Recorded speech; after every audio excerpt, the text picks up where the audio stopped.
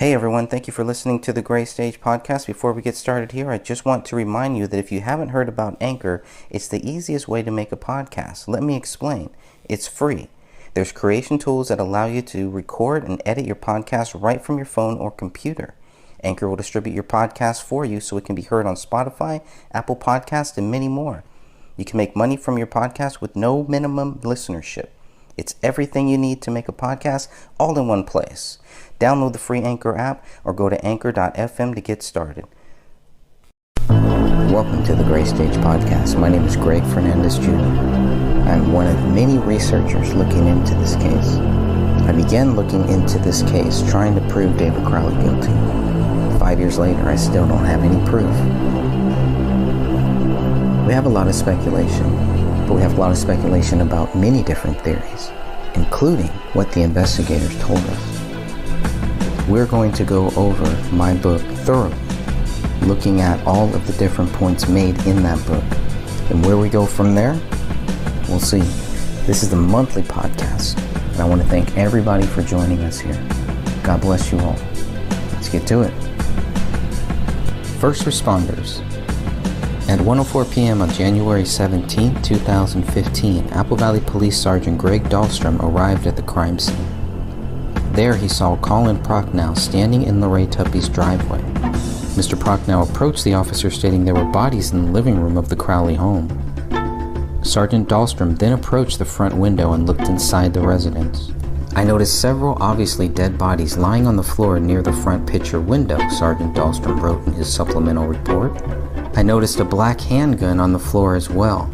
Lastly, I noticed a medium-sized dog barking and running among the bodies. I advised dispatch of my findings, Sergeant Dahlstrom continued, and requested the channel be restricted to emergency traffic. The sergeant then informed Captain John Bermel of the situation.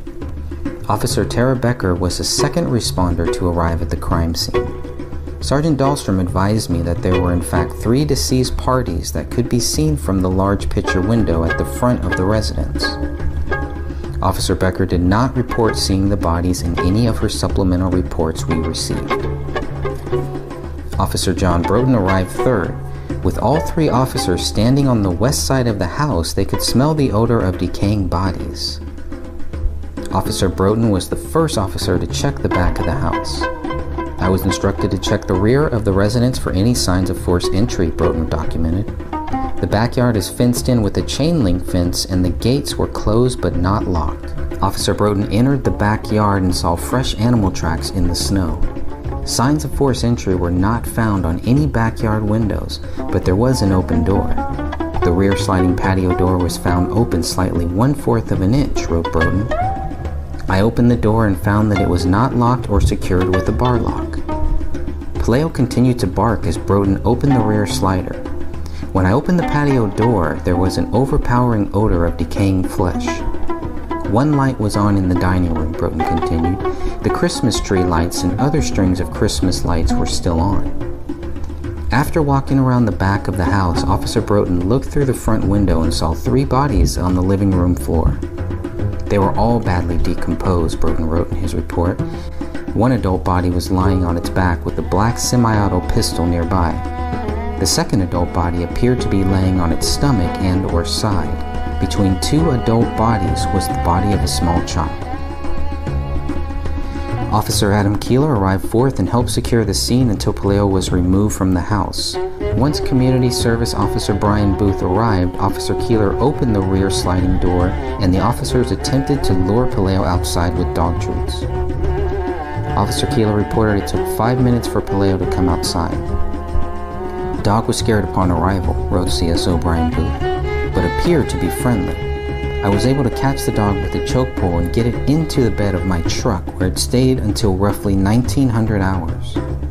CSO Booth then took Paleo to Palomino Pet Hospital and advised the kennel to only feed and water the dog but not to do anything else with it since it was part of an investigation.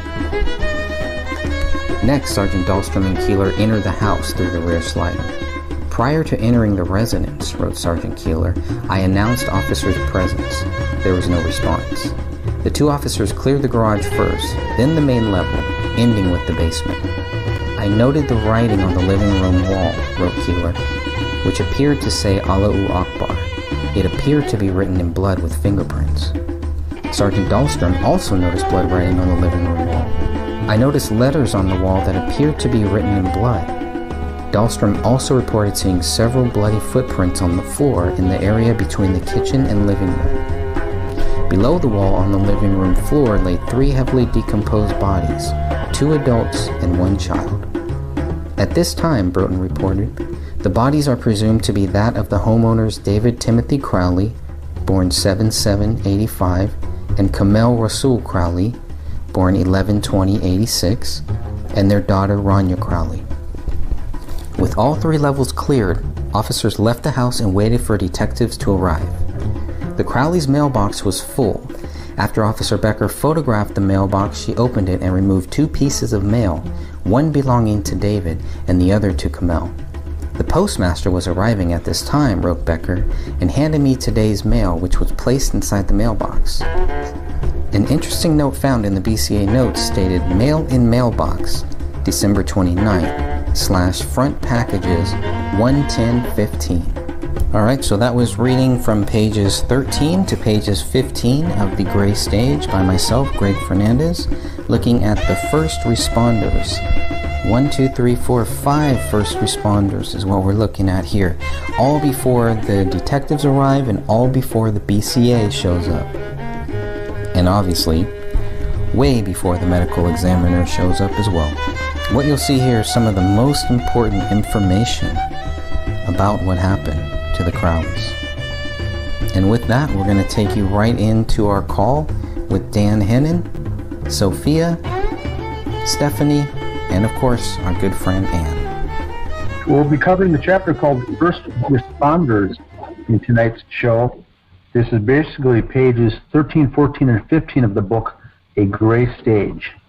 I think what is really important here is the first responders should all have the same story. They should all look at the same bodies and report them the exact same way. So that's what I was looking for here.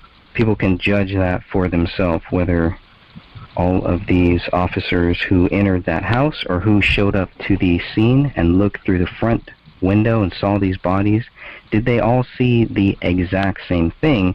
Sergeant Greg Dahlstrom was there 1:04 p.m. He arrived, and he was the very first person. He looked in, approached the front window, and looked inside. So he was the very first responder on site. And he goes on to say that, quote, I noticed several obviously dead bodies lying on the floor near the front picture window. That's what he wrote in his supplemental report. And, quote, I noticed a black handgun on the floor as well. Lastly, I noticed a medium-sized dog barking and running among the bodies. In my opinion, I think Paleo was probably happy to see somebody alive and looking in the window. Maybe that a protective instinct also kicked up in him. I was thinking it was more of a, like, this is my house, what are you doing looking in the window type of thing from Paleo. That's at least the feeling I got from reading all the reports when they talk about how frantic he is. But I've kind of changed my view on that a little bit. I'm not so 100% on that because of the smudge marks on the window.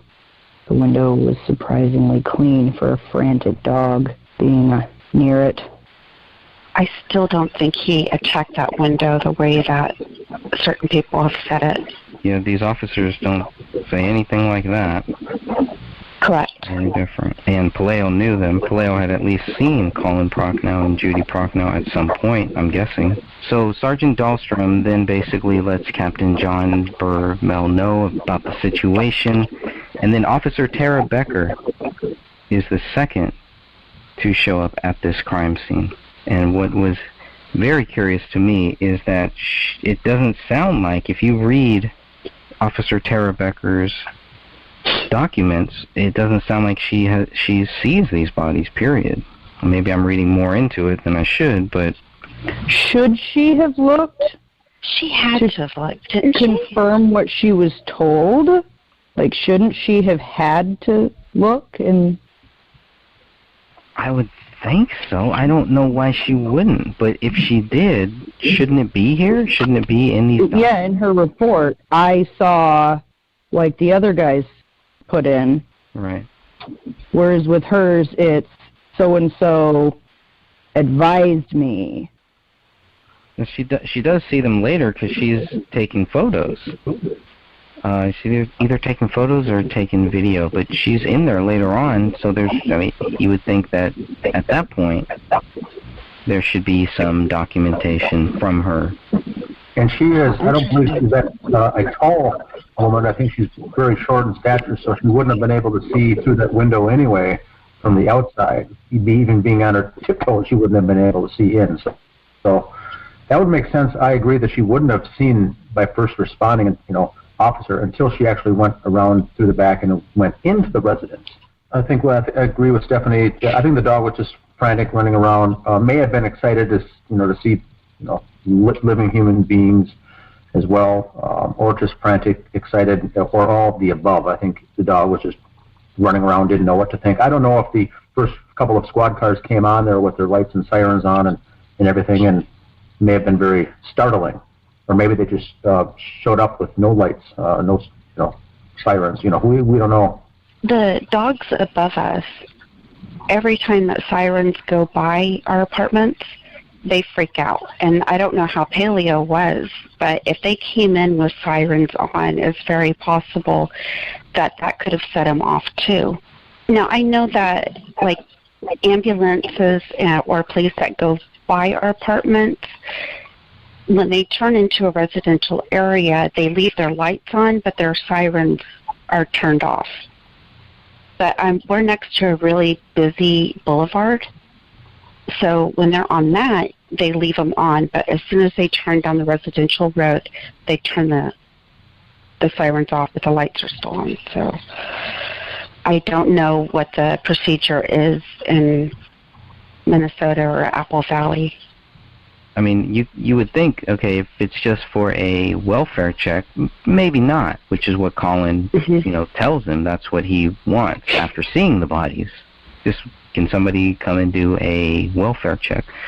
But listening to what Judy said, you can, it's like there's a murder or a suicide and the dog is eating bodies and there's presence out there. At this point, they don't know that there isn't a killer in that house based on her call. It's a big difference than just coming over and doing a welfare check. But the officers, they don't act like there's some impending danger or anything like that. It's more about seeing those dead bodies, and obviously they're going to clear this house at some point, but they have to get that dog out first. So at this point, do we already think that they're not worried about finding anybody in the house who might have killed these people, and they're not worried that there's presence out on the front doorsteps? That could be bombs or something. They really don't know anything at this point. Why would they think they were bombs? Well, because... Well, they don't know. That's the thing. They don't know what they're walking into. They have no idea if they're about to walk into a house that's going to be, blown up any second. They don't know. But given Judy's phone call, she was who they first talked to. And from her phone call, it doesn't sound like there's kind of any imminent danger. And then, you get to Colin's part, and it's more or less like, okay, well, there's dead people in there, but there's really no threat anywhere else. Correct me if I'm wrong, but I don't remember reading anything outside of the gossip from the friends that there was any suspicion of bombs. And they don't mention it in the reports, do they? No. Okay. I think it was only Mason Hendricks and Sean White that mentioned that. Correct. Now, Greg, if I could just jump in here.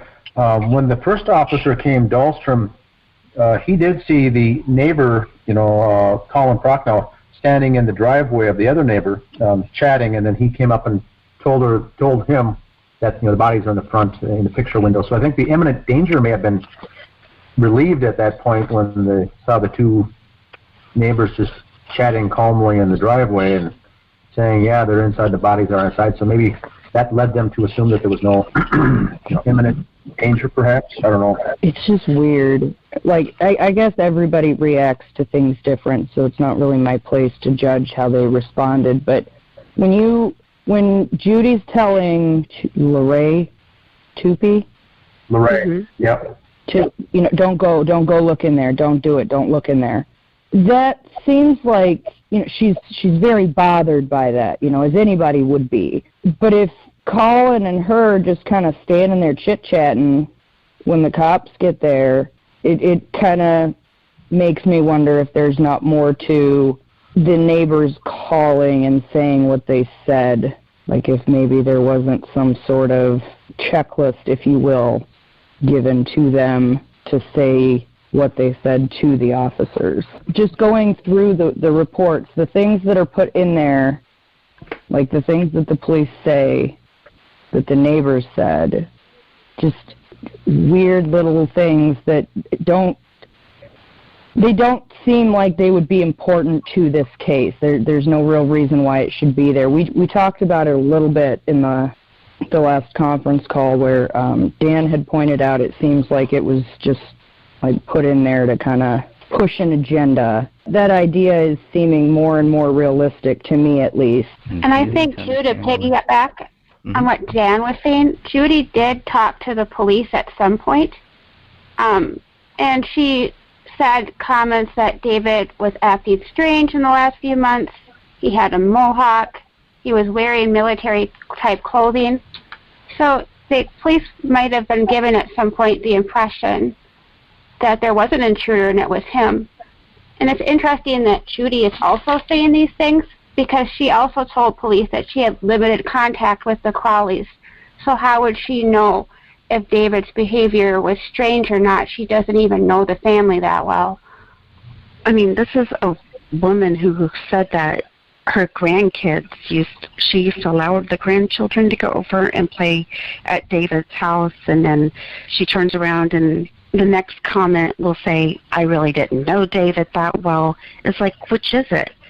Do you let your grandchildren play with strangers inside of that stranger's house?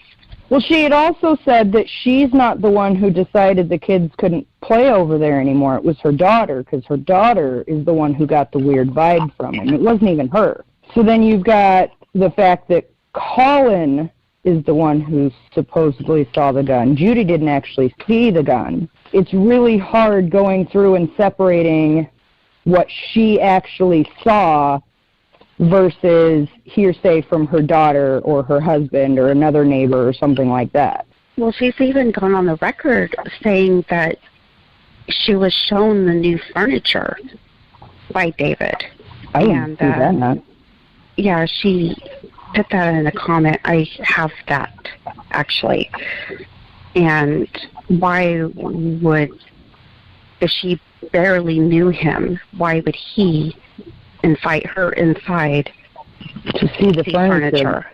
All right, so third to show up on the scene is Officer John Broughton. While all three officers were standing on the west side of the house, they could smell the odor of decaying bodies. Now, Broughton he's the first person to check the back of the house. So you have three officers there. They've already looked through. Yeah, one has already looked through the front window. You have three neighbors that are hanging out, and so Broughton is told, go check the back of the house. Is that another common thing too? You have one officer in front, one officer in the back. Do you want two officers going through the back? To me, it just kind of seems like they're not that concerned about another person in that house, and they're not that concerned about this being a triple homicide. So when Broughton goes to the back, he says, I was instructed to check the rear of the residence for any signs of forced entry. That's what they're looking for here. The backyard is fenced in with a chain link fence, and the gates were closed but not locked. I thought that was another interesting thing too. I don't know. Over here, we don't really lock our side gates. I don't know what people in Minnesota do, or in Texas, or wherever you wherever the rest of you are. He had a small child and a dog, though. I would think that would be like the back door not being secured, even if it was broken. That not being secured, plus the gate not being locked, you wouldn't have need to force your way into the property. You've already got a clear path. The back gate's unlocked. The back door's broken. Why would you need to break your way in? Here's what I think here. You get these, the calls come in from dispatch, 911 dispatch. And so the people responding are just typical patrol, traffic patrol officers.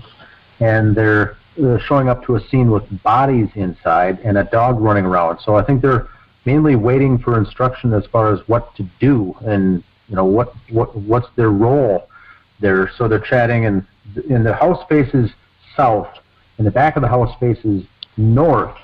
And so I think when they get to Broughton showing up there, the officers were at that time wandering over to the side, which is the west, and that's where they can first get the glimpse of the smell. The front door and the side doors and windows were closed. Only in the back was the door open just a little bit, that slider. So I think when they walked to the west and were about to go into that gate is when they caught the first whiff of it, and which would make sense. They're getting closer to where the door is open. And Minnesota, not common to lock. You have a chain link fence like that. There's just a clasp that closes it. There's not a lock. I don't know of any neighbors that have locks on it. And that fence, as I stood there before on the scene, was, I think it's a 4 or 3.5 foot high fence, very short. It's like just for dogs, pets, and little kids. Any adult can just basically jump over that fence or leap right over it. So it's very small, but so that would make sense. Now Broughton goes out of his way here to mention all these steps, and I think this is all just protocol. He's throwing in there, we're looking for forced entry. We're seeing if things are locked and things are not locked. Those are the kind of rhetoric that I think that's how cops speak when they enter a scene like that, or what they're instructed to say. So he's making sure that there was no forced entry, and there wasn't. And so that's, I think, that's what we're hearing a lot from his statement. The door was less than 1/4 of an inch opened slightly, and they found that it was not locked or secured with a bar lock. So he goes out of his way to, clearly explain how it was seen. It makes sense. I'm just wondering if they had found signs that somebody had forced their way into that house, would that change what they did from that point on? I don't know. I'm not sure. I think it's they're trained in a certain way. Like when the crime scene photographers came in, all the time they spent right off the bat was taking 18 photos of the door, because that's their training, is to show was anything on the door, the jam, was it jammed, was it locked, was it pried open, how was the door open? So like Broughton here enters, the first thing he's on his mind is there any kind of forced entry? Now I think with the neighbors standing around, that I think lessened their alert for someone in the house, and the dog barking, and the first call came in saying that bodies had been here for a while, but I don't think there was any urgency that there was a threat on the scene. But they still have to go through the process of clearing the house, which is coming up on the next pages. Well, they did a good job starting out with protocol, so what happened? Because protocol is not touching things and moving things. When you're just doing your initial picture taking, you're not supposed to be moving anything. You're documenting what is there before anything's moved. So they started out strong. And Officer Broughton has been there a while. He's since retired. So he was a senior level. He was a veteran. He knew what was going on. You can tell by his comments and his statements and his reports that things were very well detailed. I mean, he said, I opened the door and there was, he said, quote, an overpowering odor of decaying flesh. Now that would make sense for bodies being there. That is obviously what the smell would be. And he goes on to say that there's a light on in the dining room. Christmas tree lights and other strings were still on. And he walked around the back of the house and then looked through the front window and saw 3 bodies on the living room floor. All were badly decomposed. One adult was lying on his back with a black semi-auto pistol nearby. Second adult body appeared to be laying on its stomach and or side. And between the two adult bodies was a body of a small child. So Broughton comes in and does his job, I think, describes everything, checks, goes around the house. He does everything, like Stephanie said, the protocol was there at the first folks that showed up. Okay, last thing on Broughton here was this overpowering odor of decaying flesh. Does that help us give any indication of how long the bodies were there? Does this help show that the bodies were there for 3 weeks? I got family and friends that are in law enforcement. The first few days, up to a week, is when it's going to be the most horrendous. After that, the smell is still bad, but it backs off a little bit. The most overpowering is that first week, probably the first maybe days 3 through 7. And so when he says overpowering, that leads me to believe it's in that 7 to 10 day window that the bodies were sitting there. If it was 3 weeks, it would still stink, but I don't think you see the word overpowering, because by that time the stench is for the most part gone away. So that's the only other thing I can say on that. He does say the word overpowering, and that's the same adjective I get when talking with family and friends and law enforcement when they talk about that. Yes, it's going to smell later on as well, but if it's overpowering, it's in its first round of the whole rigor mortis. And so that's where I lean into that earlier stage, and I don't buy the 3 week stage because of Broughton's comment. And that's why I wanted to interview him. I talked to him on the phone after he resigned and retired. And I said, well, if I'd like to meet and go over the case with you, and I could meet, because I'm only 30 minutes away. And he said, well, let me run it past some people, and I'll let you know, but I'm open to, have a cup of coffee.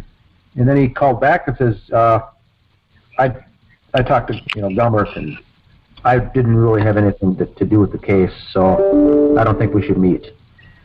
And so my answer is, these pages, Greg, here that you wrote, show that he was one of the very first people on the scene, saw the dog, saw the door ajar, smelled the decay. He would be a very good interview, I think. But someone did not want him speaking to me, even though he was no longer with the force, which had nothing to do with anything. He didn't have to ask permission at that point. Go ahead, Stephanie. I was just going to say I completely agree with you there. That seems very odd that he would say that he didn't have much to do with it, because from just reading this, not even considering the whole police report, it sounds like he was one of the important interviews to get. So why would somebody have told him to decline it, the interview? Well, that's the point. That's the same thing. By him saying that he didn't have much to do with that, that's an outright lie, because clearly he was one of the first few people there. So. And I think the way he phrased it on the phone call was he didn't have that much to do, and he wasn't playing a big, important role in the detective and the investigation that went on months and up to a year later. And I said I wasn't looking for that. I was looking for a first response. I wanted to get your ideas from actually being the first, third person there on the scene. That very first initial shock and the sounds and the sights that you saw and you witnessed, I think would have been very helpful for a 10-minute interview. That's all. I wasn't talking about the detective in the investigation case, but he says I didn't have much to do with the case, so I shouldn't interview you. I shouldn't be speaking with you, or something to that effect. That's just pretty odd. But then again, his son is now in the force at Apple Valley. Oh. So there's still a connection that's not out altogether. His son is on that. He's one of the patrol officers, I believe, in Apple Valley. Was his son a part of the force when this happened? Not that I know of. I don't believe so. He may have been a junior officer or something to that effect, but he wasn't a sworn officer at the time, I don't believe. He was a part of the case, the Josephson case, but I don't think he was a part of this case. John Broughton's son was part of the other case. The other one, looked at. yeah. Okay. Oh, yes, Murder-suicide. Interesting. That happened, what, how long after? November 3rd, 2016. So we'll move on to Officer Adam Keeler, and he showed up fourth, and he helped secure the scene until the dog was removed from the house. What do we know about Community Service Officer, CSO, Brian Booth? Because he's the one who was called to help take the dog out of the house. So I guess Community Service Officer Brian Booth had some experience with dogs at this point. There was a reason why he was called to help take this dog out of this house. I just always assumed that he was like a dog catcher or worked for the pound. That's kind of what I thought, too. Maybe I'm reading way too much into it. Like, I never really thought much about it. Like, he came and got the dog, so I thought, oh, okay, so he knows about dogs. And then but just further along, you just kind of forget that he was the one who came.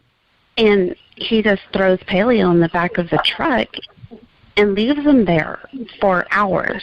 That's a good topic, Sophia, because the phrasing here had some questions early on in the case in the Justice page, because it says that he got there, got the dog out, and put him into the bed of my truck where he stayed until roughly 1900 hours. Now, 1900 hours at 7 p.m., and that day I think it was 17 degrees outside on a January day in Minnesota in winter. So we assumed it was a pickup truck with an open bed. Later they said no, the only squad cars that were there were SUVs and like a Ford Explorer type of a thing, and that's where the dog was. And I said, here in Minnesota, you don't call that the bed unless it's a pickup truck. So why would he explain it as the CSO officer saying I took Paleo and put him in the bed of my truck? And really he just meant essentially the back seat or the way back area of an SUV. Just had him there. So the car was on, the car was running, so the car was warm, and so I put to bed any stress there was from members of the page thinking, why was Paleo standing outside in the shivering cold in a pickup truck? So they said they had the car running, so which prompted the next question. We said he had the car running till 7 p.m. after getting there at 1, so 6 straight hours. And I think this was Judy Prochnow who was giving all the background on this by saying, no, there was no pickup for the truck. And I said, but well, why was the truck running for 6 straight hours? It ran out of gas, potentially. Mm-hmm. She said, well, maybe... Well, I mean, maybe somebody went and made a run and brought a gas can or something. But you're right. The paperwork shows that until 1900 hours, that dog was there. They didn't take the dog to the pound or anything. Basically, he was just quarantined with no food. That they may have given him some... I don't even think they can get him any treats at that point. I think they had a bowl of water or something. They still didn't know what was in his system, so I don't think they were allowed to give him any food. Yeah, they had treats to get him out. So they had some treats, but I don't think they were allowed to give him any food. Then they took him to the Palomino Pet Hospital and advised the kennel to only feed and water the dog, but not to do anything else because it's part of an investigation. So that was Brian Booth and Officer Adam Keeler. But that was very strange. Some of the words that were used, the length of time that was mentioned. See, when I think of them wording bed of truck, I think of like an F-150 with one of those hard shells on the back of it.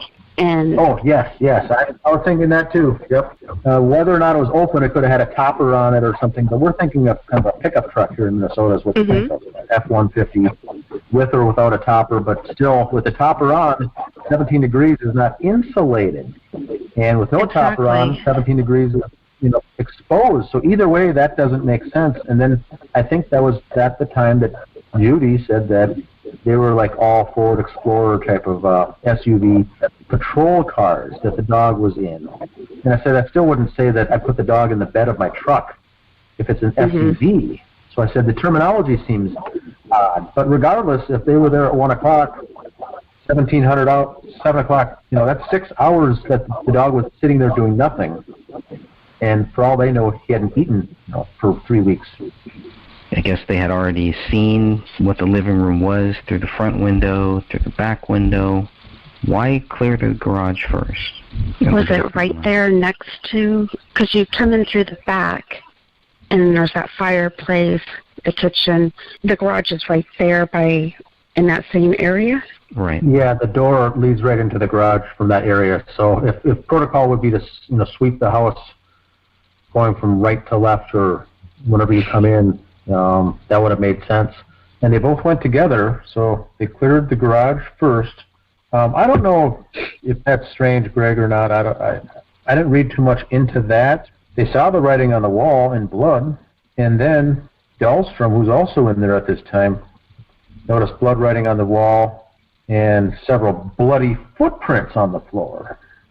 And then he goes on to say that the living room floor laid 3 heavily decomposed bodies, 2 adults and 1 child.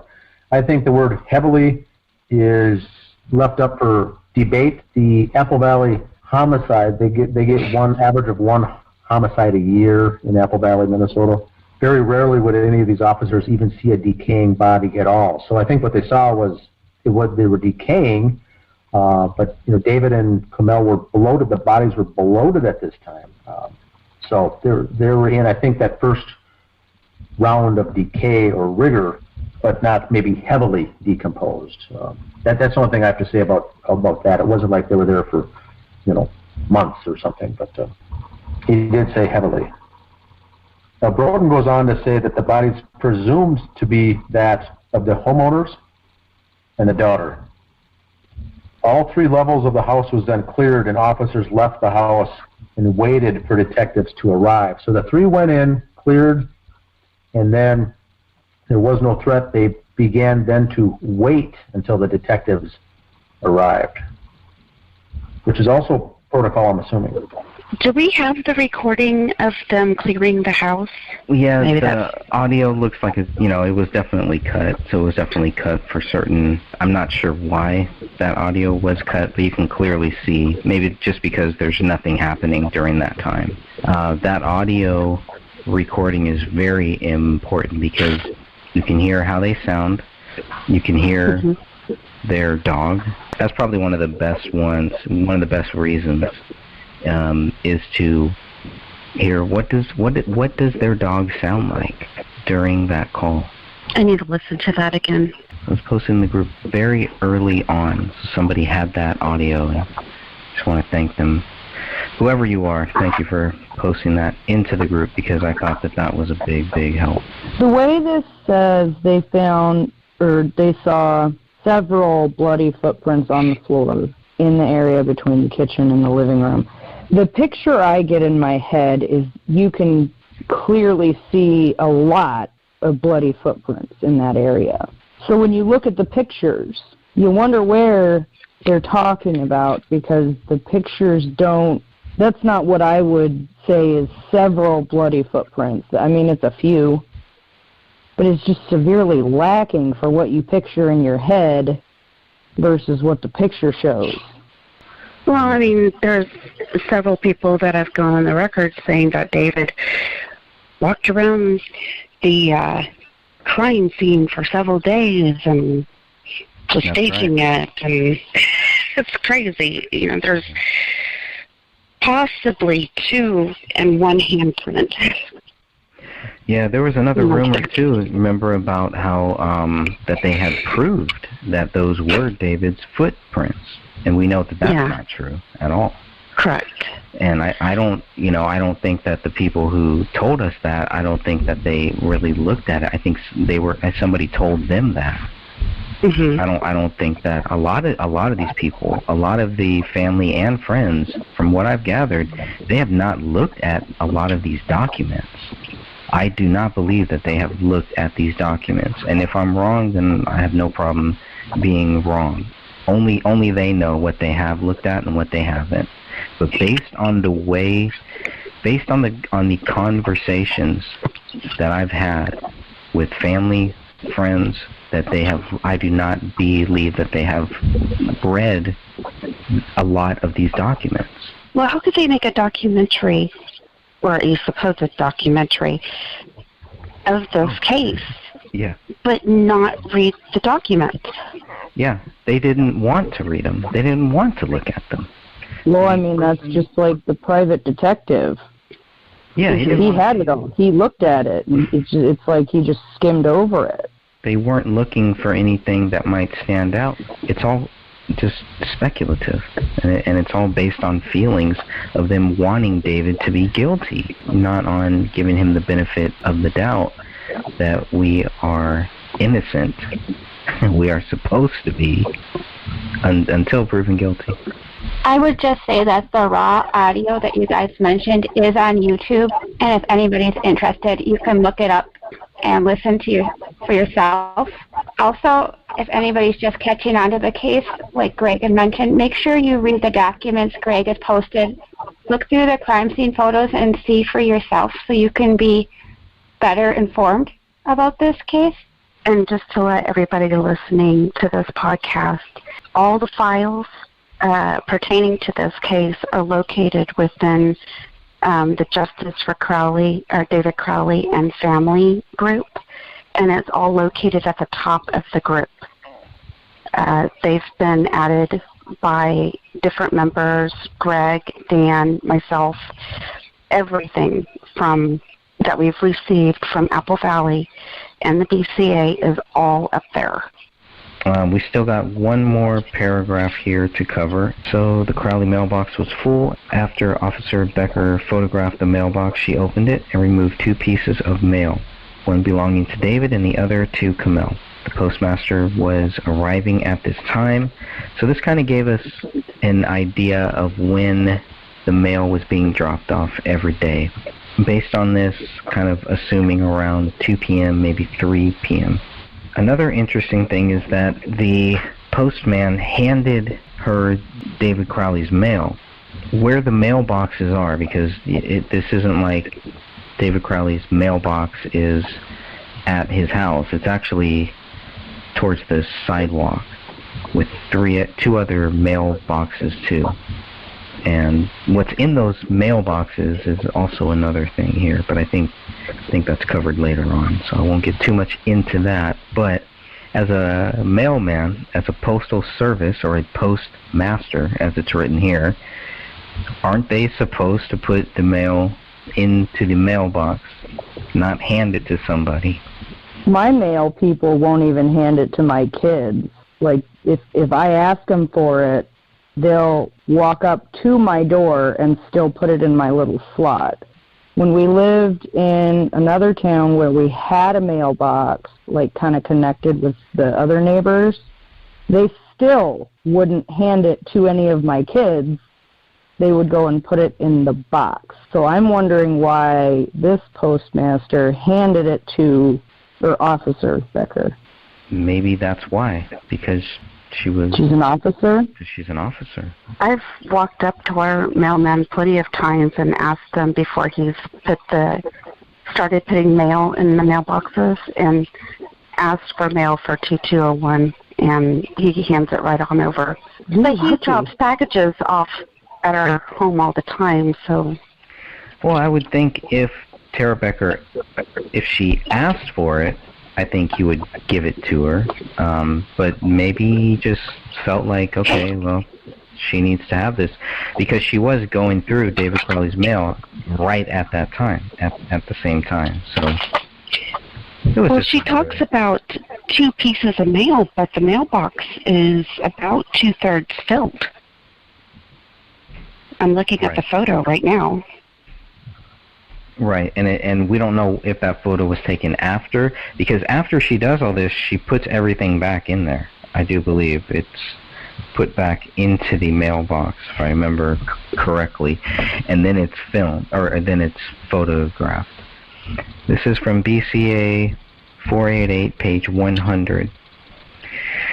This is a note found in the BCA notes that states, there's mail in mailbox, and the dates are from December 29th, front packages 1/10/15. The 1/10/15 date is something that still baffles me. I don't know what that means. So if anybody wants to look that up, you can look that up in the BCA 488 PDF on page 100. Okay. Joe Cooksley writes this. So, quote, mail in mailbox December 29th / front packages 1/10/15. So the 1/10/15 is what really interests me here, because that is the first day that the packages are seen. So maybe that's what they mean by the front packages 1/10/15. It's just not really clear. Well, the great thing about this book is it's like Dan said in the foreword, that was amazingly well the way he put that. It's not to tell you who committed this crime. It's not to tell you why you should believe the way we do. It's to give you enough information for you to go and find your own decision. It's a tool. It's like a reference guidebook, if you will, of the basic facts that you need to know of what happened, so that then you can go and track it down and decide what you think happened. Any final words here from anyone? I wanted to say thank you again to Dan, even with all the drama that came from it. Thank you for putting up the money and hiring the private investigator. I think that was a really important step. He may not have done a great job, but the fact that you stepped up and did that, I really respect you as a person just for that fact. You know, not even considering all the work you guys have all put into this. Just that alone, you guys are all some pretty amazing people, and it really should be noted that, you know, without any horse in the race, we're all, aside from our busy lives, trying to find justice for this family. Since 2015, I'll tell you, I've lost a lot of respect for a lot of people that I thought were real truth seekers. I really thought that these people were looking for truth. And now I don't. You know, now I think it is all about money, and it's all about fame, and it's all about them. It's not about truth. Because this case is so toxic, there is no winner in this case. You know, nobody wins here. All that we can do is try to find justice and try to bring justice to this case. And that requires a certain amount of a sacrifice. And for people that are public, for people that are known, for people that have following, for people that want to get likes, people have share their data and everything, want them to treat them special, wipe their feet and kiss their ass. Those people are, you know, look at this case and don't want to touch it. So how real could those people be? You know, and it's just like every day we hear, not every day, but very often I hear, well, we should get this person to look into this case. And then we get a person to look into this case, and they don't want to look into it. They don't want to touch it. You know, but yet I'm supposed to follow them. I'm supposed to think that they're this great person who is good at cracking these cases and looking at these unsolved cases and everything. They're so great at that. We give them a slam dunk case and they won't touch it. Something wrong with that. Very much so. If it makes you feel any better, his TV show fell through. Yeah, that does make me feel better. I just think, given all the things that he's got in the works, like as far as his own personal career, I really think he did not want to disagree with the police officers on this case, because if he had openly come out and said, well, yeah, you definitely got something here, Dan, then all those police officers, all the rapport that he's built up over all these years with all these people would be gone. Just from him saying, I believe these police officers didn't do the best they could have. You know, that could be a reason why he wouldn't have said that we're on the right track or anything to that effect. That could be a very good reason why he basically just told us that we're all nuts for looking into it. And I agree with that. I mean, he doesn't want to burn those bridges with any police that he might have to work with or any deals that he has in the works. Right, but at the same time, you're kind of pissed at him, or I am at least, because he was paid to do a job and he didn't do it. Heck, I could have done that. My daughter could have done a better job than he did for a whole lot less money. Like, I feel so bad. Deal, Dan. Like he could have, that Kenneth Maines could have been yeah, he would have had some negative blowback, but anybody who puts their name to a case where other people say something different is going to have negative blowback. David himself said that you're going to have that. He was experiencing the negative blowback on the Gray State movie. You know, there was all those people telling him that, you know, oh, you're not actually going to do this, are you, right? That's going to happen no matter what, because there's always going to be somebody who doesn't agree with what everybody else says. But in order to get this properly looked into, there has to be somebody who's willing to say, fuck it, I don't care if I lose my job. I don't care if all these officers are mad at me. If they're really going to be mad at me for telling the truth, well, then I don't need all them. Because, like Greg just said, it's a slam dunk case, but it's almost like people are afraid to put their name to it because of all the other crap that's attached to it. But these were people. These were human beings. If we're going to say that, why even have police look into murder cases? Why even have a justice system? If we don't believe that every single person on this planet matters, why do we even have laws? It's stupid. Every single person matters, no matter if you knew them or not. They were a human being. The laws are there to protect us. And if the police are not going to look into a case and investigate it to their best ability, there's something seriously wrong. You know, Dan is a very smart guy. There's a reason why he picked Kenneth Maines. And if the guy that he picked can do such a horrible job, it was a big downer. It wasn't a setback, though. It wasn't like we had to regroup or anything like that. You know, the truth is on our side. I mean, I can show this case to family, friends. I can show this case to people who are teenagers, people who are in grade school, people who are in their 60s, in their 70s, and they get it. You're telling me a guy like Kenneth Maines, a guy like that who, you know, has lived this, has worked these cases, who is doing a show and all that on cold cases and solving cold cases. This is the biggest cold case you'll ever solve. Everything was given to him on a silver platter. All he had to do was just say, there's something wrong here. That's it. He couldn't even do that. Well, but if you think back to what that detective said to Dan, where he said he'd be willing to talk, and then he talked to Gummert, and then he said, well, I really don't have anything, you know, much input on it, or, you know, whatever. That, to me, says there's something wrong. Just that. Because if he was on that scene first, that is important to know what he said. Otherwise, he wouldn't have made a report.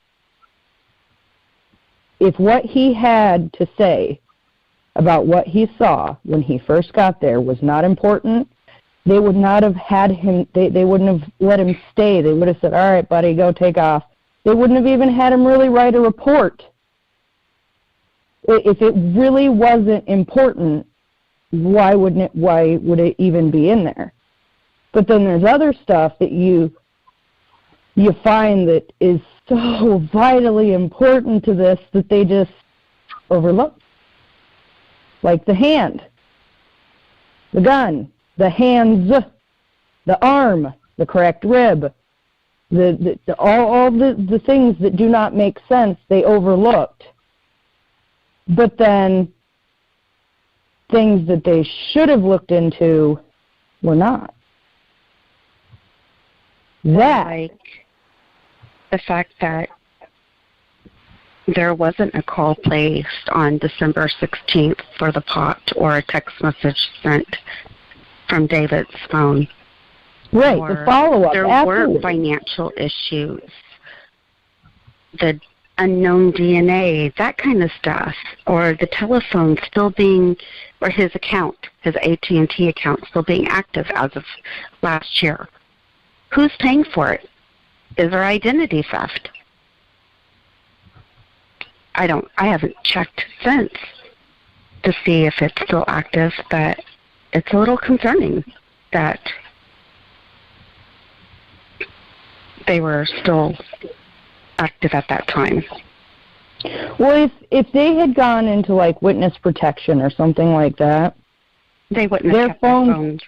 Right, they wouldn't have kept their phones. They would have had to cut off all contact, completely change who they are and what they were about, everything down to their childhood, their whole life story, their name, where they're from, everything. They have to completely become a new person. Mm-hmm. That's the whole point of witness protection, is so that you can be given a new identity. So if they were in something like that, those phones wouldn't have been paid. Correct. You wouldn't find any of the future breadcrumbs after they've died. If they did it on their own, in this day and age, that is insanely hard to actually pull off, because there are cameras everywhere. Every single, well, not every single person, but pretty much every single person on this planet has a phone with a camera and a recording device of some sort, whether it's an app or just the phone itself. They would be found. All right, I want to thank you all for listening here. This is episode 3. I hope you enjoyed this discussion with Dan Hinnon, myself, Greg Fernandez Jr., Sophia, Stephanie, and our good friend Ann. So these 3 pages are from the first responders and what they saw when they first entered that house. This is what happens. This is the gray stage. Right now we're going to play the audio from when the first responders enter the house and clear this house. The 2 officers to enter the house and clear the house are Sergeant Greg Dahlstrom and Sergeant Adam Keeler. From this audio, I'm not sure which officer's voice you will hear. This is the raw audio from one of our members, Ken Pasquale. 45S41, I'm in the area of the suspicious vehicle, territorial drive. 10-4. 10-4, go ahead. 2933 Sam 14 for suspicion, 1055 Ramsdale Drive. Cop reporting suspicious behavior next door. Went over to the home to the right of the RP, sees dead bodies inside the house, dog inside, sees a gun in the house on the floor. 933, copy. 10-14, copy. 4933 additional. Go ahead. According to the RP, residents have been out of town since before Christmas. Now there are Christmas presents out front, a dog inside, and what looks like possibly bodies inside, a gun laying on the floor inside. Copy. Want me to start medics? You can start them. I'll be en route in about 1 minute. Receive. 2920, you can put me on that call. Just 10 minutes when I'll have comments later. What? Sam 14 is 7 medic stage. Yep. Of the residents where the bodies are is 1051. 1051. 10-14, I'm out. 10-4. 1305. 49, Sam 14. 49 Sam 14. Stand by, man. 10. 4920, I'm out. 934, send me the ramp, so I'm out. 49, Sam 14. 49 Sam 14. There's several obviously deceased bodies in the front. Why don't you give us 1033? Wait for 34 to get here and we'll make entry. 1033 traffic for 4900 squad. All others go to TAC 10. 1033, 4900, 1307. 1034, still on.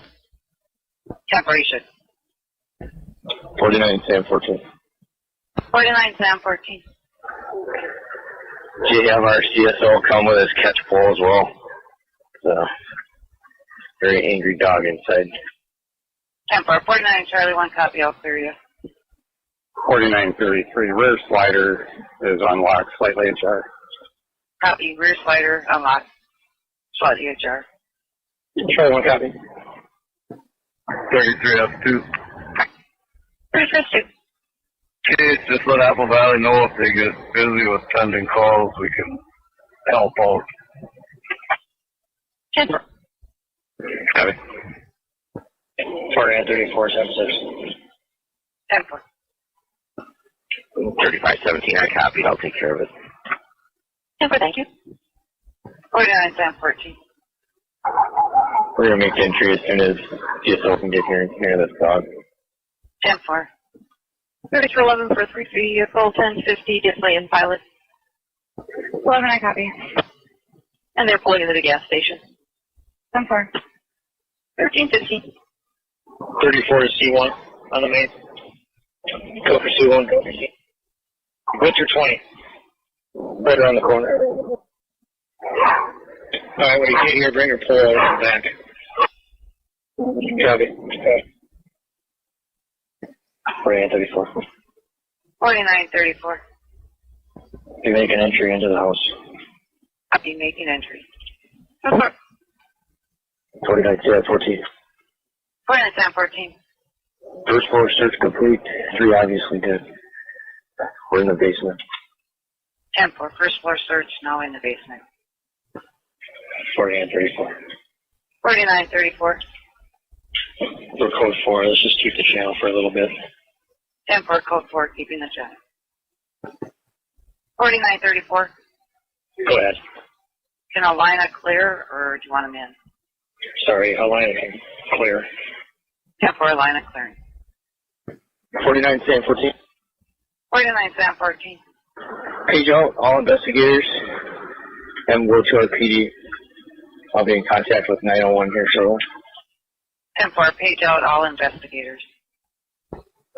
34. We don't need to block off the street. Just put your squad there. 45 I'll be in the area. I go here in PDM. 10-4, 1338. No, I'm also in the area. 10-4. 49 Sam 14. 49 Sam 14. We get BCA call. Have them call the number on my login screen, please.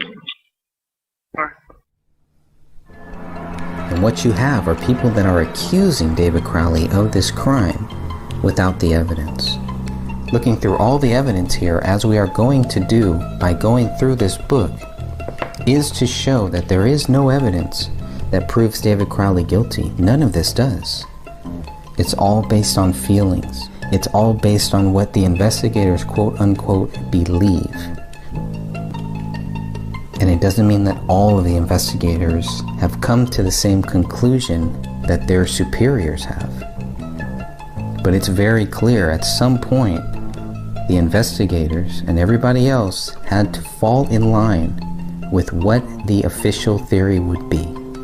And let's not forget how quickly that the Apple Valley police decided David Crowley was guilty and the public was not in any danger. We're talking within 24 hours, possibly within hours. We can clearly see by the 94 pages of police reports, by the over 500 pages of BCA documents, and by the medical examiner's report, there's nothing in here that proves David Crowley guilty. They can suspect him. He might be their suspect. But being a suspect and being the perpetrator of the crime are two completely different things. Give this to people. Hand this book out. Share the information in this book. You can download all of the information for yourself right now by going to thegraystage.wordpress.com. Scroll down to the bottom of the homepage and you can download all of these documents right now. A lot of these documents can also be found in the Justice for David Crowley and Family Facebook group and Dan Hinnan's website, theuglytruth.info. Once again, I want to thank you all. If you have not listened to the first 2 episodes, I think it is well worth the effort, well worth the time. We try to keep these to a maximum of 1 hour. about 60 minutes, and these will be released on the 1st of every month. This is not about me, this is not about you, this is about getting justice for this family. That is the purpose here. And it's very clear. We have a slam dunk case, and it doesn't take a rocket scientist to figure this out. It really doesn't. But it does require you to remove your personal feelings and to remove what you think happened here. Look at the documents. Look at the images. You can clearly see David Crowley is innocent until proven guilty, which can never be done for multiple reasons. Obviously, one reason being that David Crowley is dead. But let's say that he wasn't dead. Even then, based on all of this information that we have here, these authorities cannot even prove that David Crowley wrote anything in that house. They can barely prove David Crowley ever put his hand on that gun. And we know for sure that they cannot put the pen in David Crowley's hand. They cannot tie the footprints in the living room to David Crowley. They cannot tie any of the prints on the laptop in the kitchen to David Crowley. And they cannot tie the blood writing on the living room wall to David Crowley. More so, they can't even find the bullet that killed David Crowley. His blood is not on any of these bullets. That's about it, my friends. I want to thank you all. Alright, I want to thank you all again for listening to the Gray Stage podcast. This has been episode number 3. We truly appreciate all of your help. Please consider joining the group Justice for David Crowley and Family Facebook group created by Dan Hennon. Think about joining some of our live calls on our YouTube channel, The Gray Stage. And of course, we want to thank you again for listening to this podcast, for listening to every episode of this podcast, and for helping to spread the word to let people know justice is coming. Justice is coming. It will be coming. Don't worry about that. Until next time, episode 4 will be next month. And of course, episode 4 will be the suspicious deaths. That will cover pages 19 all the way through, it looks like pages... That will cover pages 19 to 24. And in this, we are going to finally get the detectives who show up, the BCA who shows up, and of course, the medical examiners. And what they report when they walk into the house. When they go through the house thoroughly and find everything. Oh, but 2 important things they don't find. Item 53 and item 57. Item 53 is a bullet hole that rolls out of the living room carpet a few days after the investigators leave the house. And of course, item 57 is a bullet that is found 1 month later.